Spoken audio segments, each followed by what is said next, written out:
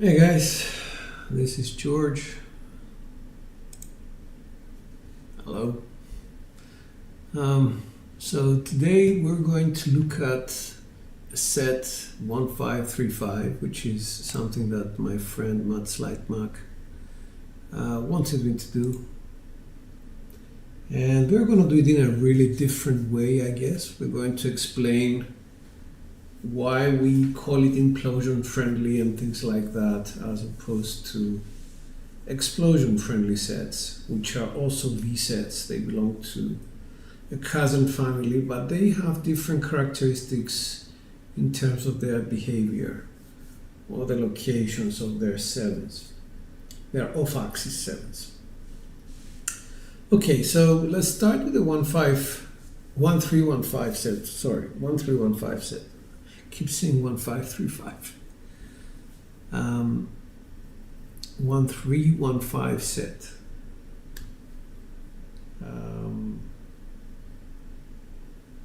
Sorry, it's a 1535. That's my mistake.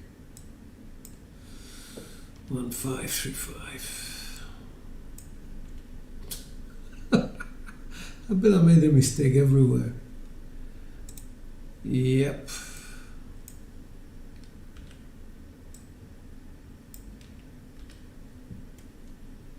Oh well, honest mistake, guys. So it is an implosion friendly set. What does that mean?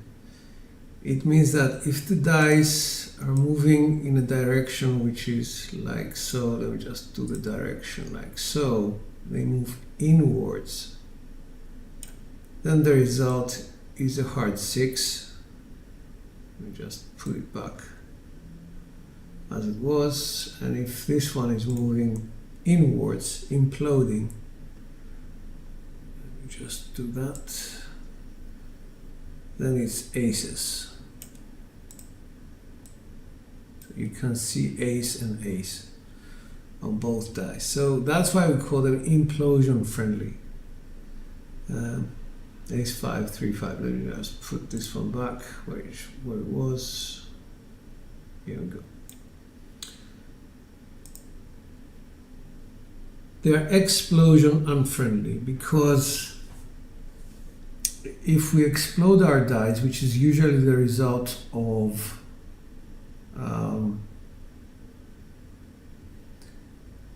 one die being pushed by the thumb and coming out. For example, let's do the left die come out. That is a 4-3. Which is not something we want. Let's bring it back in. Let's do the right die. Let's explode it outwards. 1-6. So you can see that these are the results which we believe are make the set explosion unfriendly. Okay, let's go. Here's something new for you. If you're on any V set or cross sixes set, if you're on a 2 V set like this one, the 5s and the 2s are the rulers. If you get 1-5 or 1-2 in your result, then you cannot worry about settling out unless it's a double pitch 5-7. All the other numbers that add up or are on the dice do not equal a 7, especially the off-axis numbers like the 3, the 4, the 6, and the 1.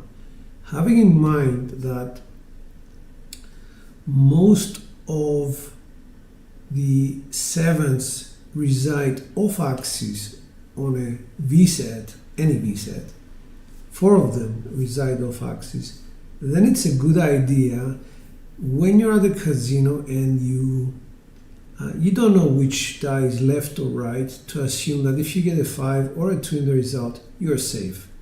Your rotations are correct to the point whereby they are shielding you from the off-axis 7s. So this is why the 5s and the 2s rule.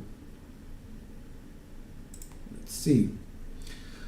An example, if your result is a 1-4 or 4-1, 6-3 or 3-6, you have to always assume the worst case scenario, which means that you double pitched. So it was a 1-4 and not a 4-1, which is a drift. It was a 6-3 and not a 3-6, which is another drift. So what is the corrective action that you need to do?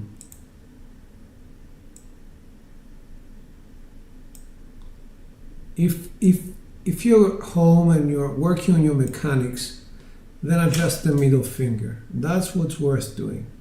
Adjust your middle finger so that you don't double pitch. It's more important to you that you keep your eyes on axis as opposed to anything else. At the real table, however, you will need to quarter turn both of your dice to 2, 1, 2, 3. The reason you're doing that is that you want to facilitate the rotations of your dice to give you either a 5 or a 2. Now I know that it goes up against common sense to rotate the dice, especially if you're double pitching, to get to 2-5-7, when in fact the previous result, which had a 1-3 on the top, became a 1-4, i.e. double pitched. But still, you need to understand that getting a 2 or a 5 is going to protect you from the off-axis 7s, which happen to be more than the on-axis 2-5 and 5-2. So this is why we do that. This is why we adjust. If your result is a 1-3 or 3-1, 6-4 or 4-6, always assume the worst case scenario. In the case of a 1-3 or 3-1, you will assume that it was a 3-1, which is implosion of both dice. You see the 1-3, which is the primary hit if you do that, but we're going to assume the worst came. That this die came up and this die, just find where, right here. So both dice imploded to the 3-1. The opposite for the 6-4 or the 4-6. Let me just put the dice back as they were before. We're going to assume the worst, that it wasn't an on-axis 4-6, which is here, sorry, a 6-4, which is here and here. I think you can see them. But we are going to assume that it was explosion of both dice to a 4 and a 6. Let me just find where the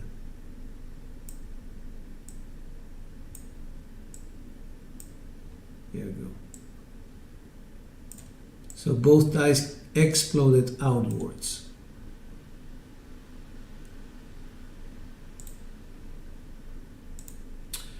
All right, so this is what you're going to be assuming. You're going to assume the very worst happened to you, that you were not on axis primary, but both your dice, went off axis. It's not a bad result, but what is the corrective action? Again, from the point of view of mechanics, if you're at home and you want to work on your mechanics, it's your thumb most probably that affected the result. You pushed the dice and your flight was way too high, bringing your thumb underneath the dice, thus opening them up or imploding them both inwards. If you're at a real table, however, there is a difference in what you're going to do. You're going to quarter turn the dice to their original set, which is a 2, 1, 2, 3. So I have to do this.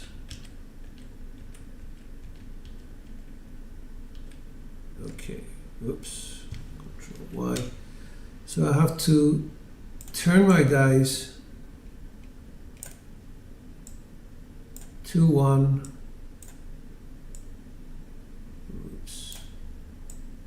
2, 3, which happens to be the original set. And that is the dice set that you will need to use. Why? Because again, we want to make sure that in our results we see a 2 or a 5. It's very important to be always mindful of the rotations of the dice. We are working in a 3-dimensional sort of environment. Now, why do we do that? Let's go again and explode this die. Oops. Let's say 268. If we explode one of the dice, we'll just go back. Let's implode the die. See what it gives us. 2, 1, 3. So let's do the same here. Let's explode the die. Oops. 4, 2, 6. And let's implode the die. 3, 2, 5. So you can see that making these decisions will prolong your roll. However, we're making a very big assumption. We're making the assumption that there is some consistency in what you're doing. And this is perhaps the reason why, if you're going off axis and you want to correct it at home during practice, consider, the middle finger, etc., etc. Where are we now? Sorry, that was the wrong one, but basically, if you get the 1, 3, 3, 1, that's the example I wanted to give. All right, let's go to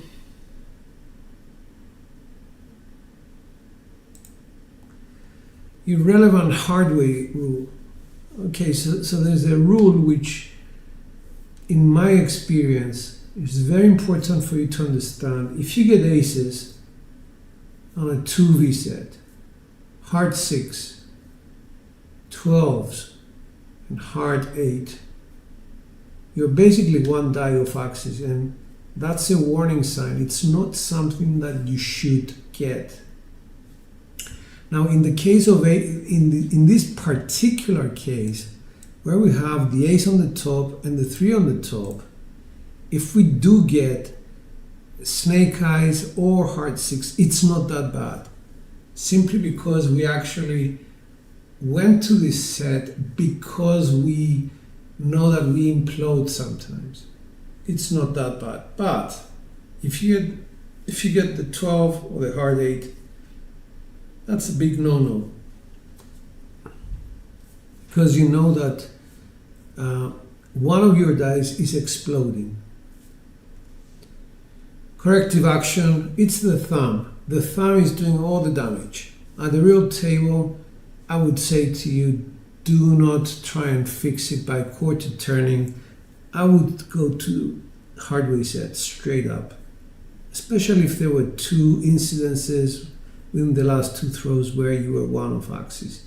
I would certainly drop the V sets and go to hardways. And these are the quick solutions that, they make sense. Here we go. What's the next one? Best results. Okay. What are the best results? This is something which is irrelevant.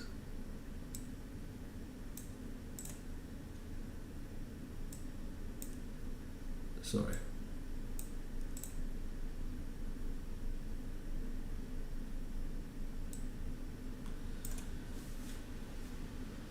Just delete that. We don't need it anymore. Now, the best results that you can get on these sets are obviously the 5-5. That's the number 1 best result. The 2-2. second best result, I guess. And then you start with a 1-3-3-1. If you don't know what happened and you get a 1-3 result, that's good. If you get a 6-4, it could be a 4-6. That's, you know, the second best results, I would say. And then anything that contains a 2, apart from the combination 5-2, obviously. 2-1, and then you go off axis.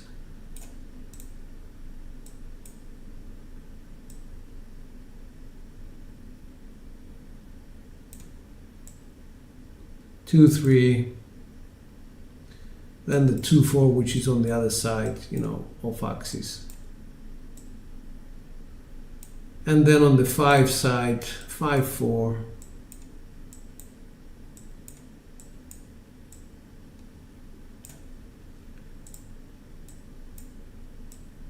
5-6, well, 5-5, we had that one, 5-1, 5-3. So anything with a 5 is perfect. Anything with a 2 is perfect. Those are the best results. As I said before, snake eyes, 12, heart 6, heart 8. Worry about those. Okay, I think we covered most of the things here, but let's go to the actual live camera, which is here.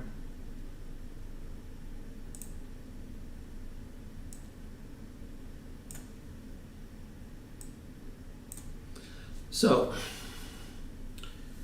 it's very important when we are gripping the dice on a V set to note that the thumb which sits at the back sits high up as opposed to low down.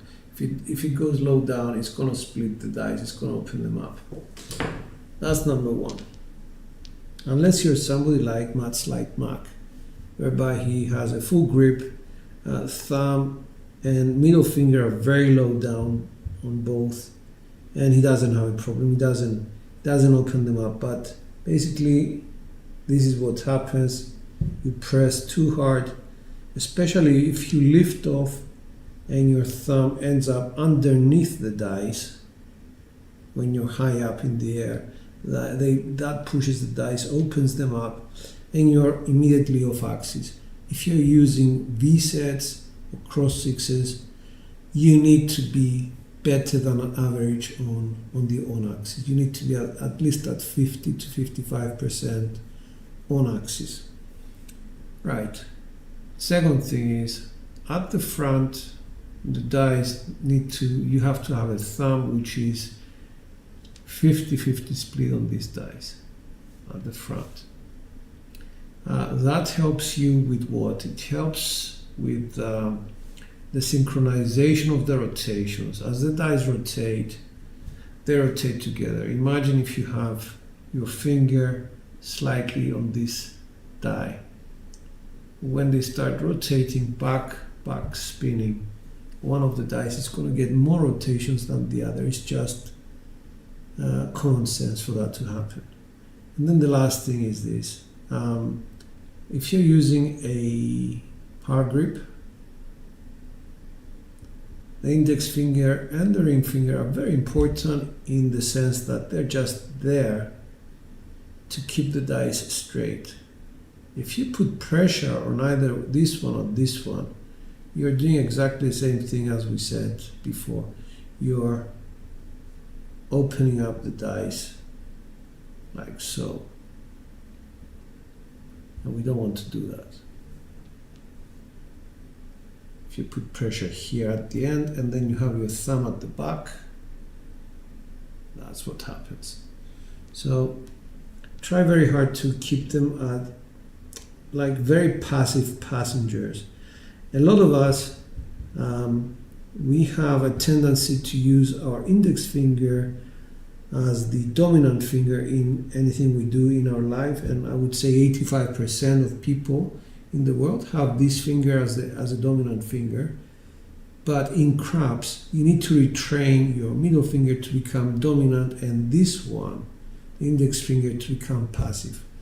Now, The ring finger is, I think, one of the most passive fingers. It's got the least strength.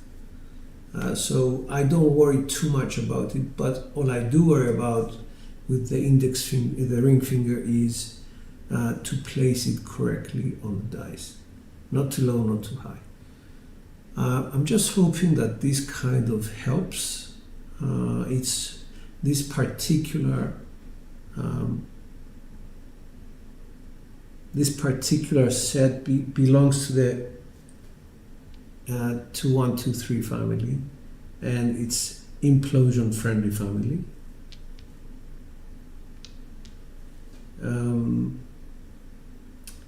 Similar sets which belong to the same family would be a 4, 2, 4, 6, for those of you who may use that.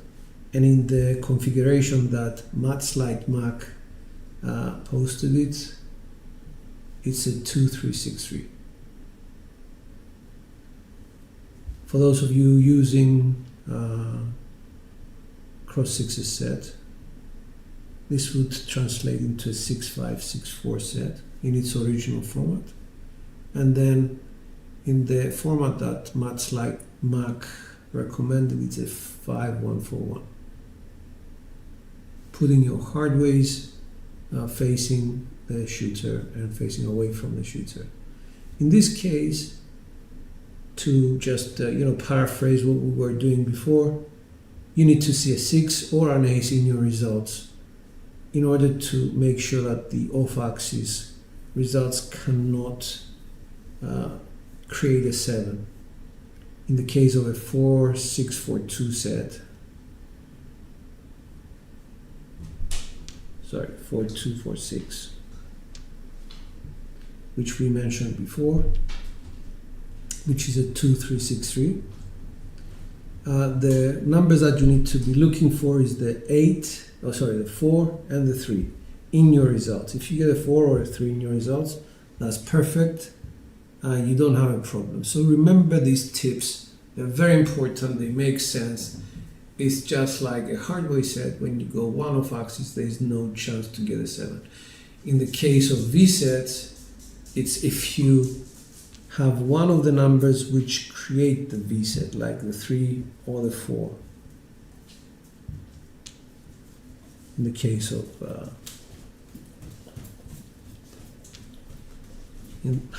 I've got my dog here with me. In the case of cross sixes, the sixes, or the aces. If you see a 6 or an ace, unless they are double pitched in a 6-1 situation, then it's a great result. It cannot be a 7. So you should be a little bit more positive about what's going on. Guys, thank you so much for watching. I hope you understood this. If not, do let me know. Do let me know if I can, make it a little bit better for you. Let's see.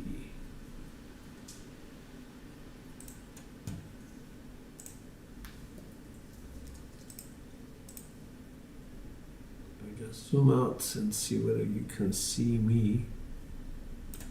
All right, and tilt, no, the other way, and this way. Here we are, and it will tilt, and I'm here.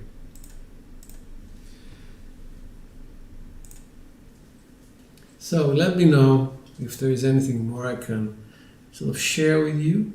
It's very much advanced. It takes into consideration knowing a lot about dice sets and which sets fit in the same sort of category.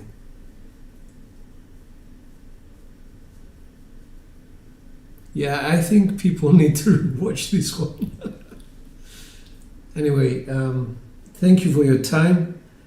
I think the next one I'm going to do is a 6465. It was a second request, probably by Marble Fork. I'm not sure though. I can't remember. I think it was Marble Fork.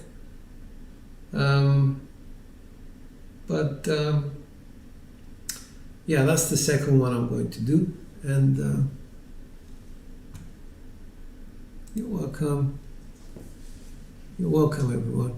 So thank you very much for, spending time with me. I'll see you on another one. This is George. Dice are out. Thank you.